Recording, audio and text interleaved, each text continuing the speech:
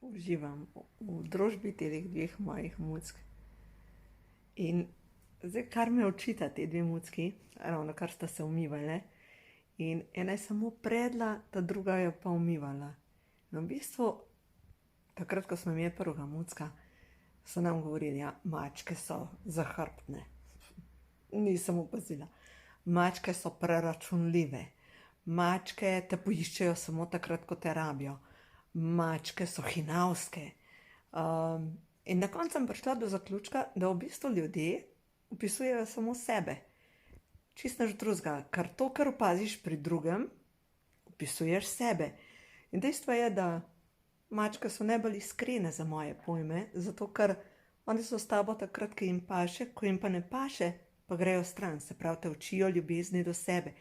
In prav, ko jih gledam, kako ena drugo ljubkujeta, ni da druga more takoj ji vrniti ljubezen, zaradi tega, da ne vem zakaj. Ne? To smo ljudje cepljeni na to. Dejstvo je, da te dve mucki ena drugo ljubkujeta, brez občutka, da jim more druga vrniti to ljubezen. In res ta luštka, ne? Tako da, mučice, kaj učita? Ljubezen do sebe, a ne da? Ljubezen do sebe.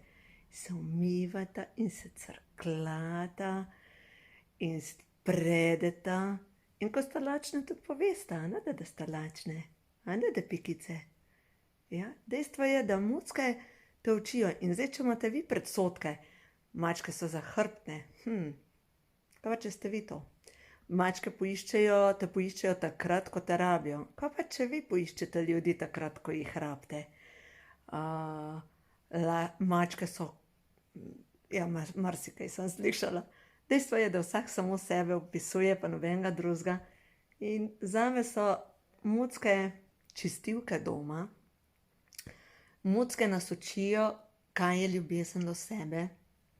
Mucke nas učijo, ja, biti v stiku sam s sabo, zato ker takrat, ko ji paše, ona pač prede, ona pokaže, da ji je všeč, brez da bi bilo potrebno ji nekaj vrniti. Tako da res so luštkane. In ja, živali so naši učitelji. Tako da jaz res uživam. Luštkane sta. Uživajte tudi vi.